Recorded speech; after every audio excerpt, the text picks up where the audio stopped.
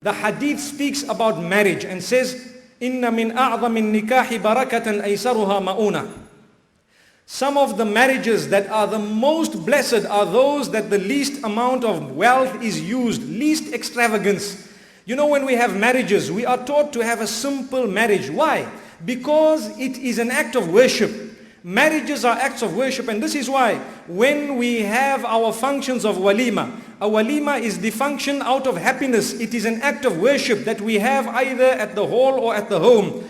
We must make sure that we do not engage in earning the anger of Allah. Marriage is half of your iman, according to one of the narrations. The walima, or that party, is a celebration of half of your iman. If you are celebrating half of your iman by allowing women to come into the gathering who are not even dressed properly, or the bride herself is half naked and the groom wants to sit with the females, then you are celebrating half of your iman by pleasing shaitan. Your marriage won't work. It will not work, I guarantee that. Also, if you have had, for example, a function where there is a mixed gathering of male and female mixing and dining and wining and everything haram happening, in that case, we are celebrating half of our iman. Let's think how we have just did that. We need to engage in tawbah, some of us. May Allah subhanahu wa ta'ala forgive our shortcomings. Some who are already married have already done that. Now do you know why you had problems in your marriage? May Allah protect us. Because the seed, when it was sown, you watered it with urine. May Allah protect us. And that is a very strict statement. It's very harsh, but it's a reality. Believe me, it makes us boil when we think of how people will please shaitan. May Allah not make us from that. And they won't listen to any of the ulama. They won't understand. Shaitan wants to contaminate you from the very celebration of half of your iman. That is why you'd rather not have the function if you would like to have it in a manner that will please shaitan. Feed 2 people at your house, that is enough. Feed the poor in an orphanage, that is enough. But if you would like to have gatherings where everyone besides Allah is going to be happy, only shaitan will be worshipped, then that is not the way to celebrate half of your iman. We ask Allah subhanahu wa ta'ala to open the doors for us. Marriage is one of the most important things everybody looks towards and looks forward to from a very early age. And this is why it is a reality. We need to discuss it and we need to spend our time in this regard. I think every single one of us, if ever we are getting married, or we know of someone getting married, or one of our children is getting married, let us instruct them and let us try and teach them to have that function or that party totally separated, gathering within the limits of Allah subhanahu wa ta'ala. Like we are in the masjid, we are totally separated. That is also an act of worship which is celebrating half of your iman. We lose it and we think it's a party. Immediately after the party they go on honeymoon, they come back separated. May Allah protect us all. It is increasing because most people, even the most religious of people, when it comes to their functions, sometimes what they do, they compromise what is right and wrong.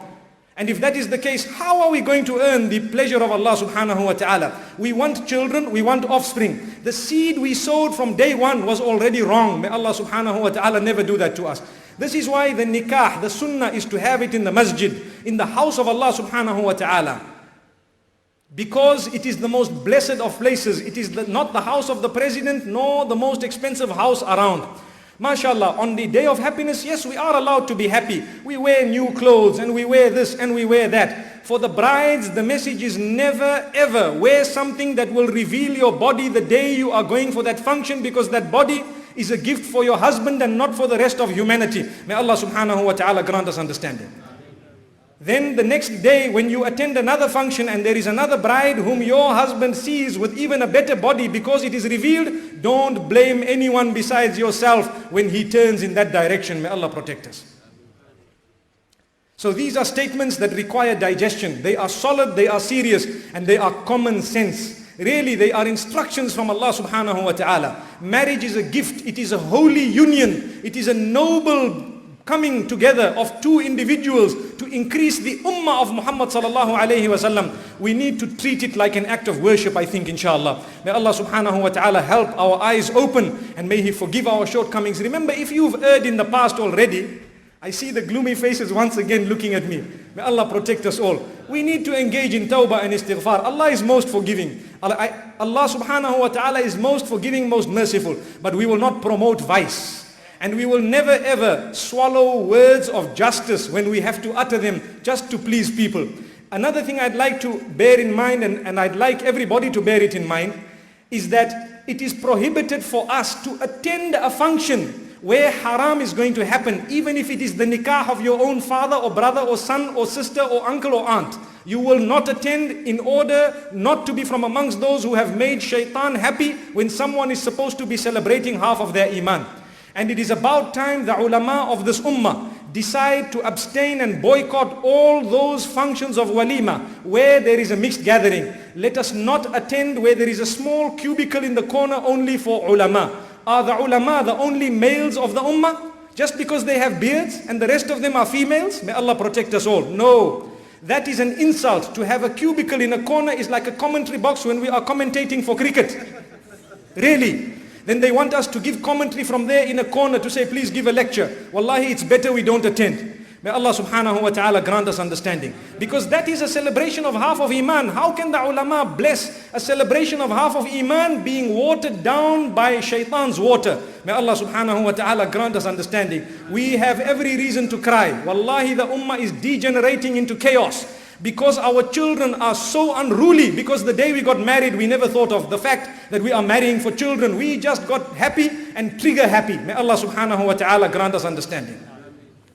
And if the ulama do not do something about this, we will never ever see a solution to this. Really. And we need to do something about it. Sometimes I've heard people saying, no, what are we going to do? You know, there's a little corner for us. That is not good enough, inshallah. If we've done it in the past, may Allah forgive myself and yourselves as well. But we will not repeat it for the sake of Allah subhanahu wa ta'ala. Don't we want a good ummah? Don't you want good children? Don't you want happiness? Don't you want the truth? Then why do you want to compromise it by one function that is going to earn the wrath of Allah subhanahu wa ta'ala?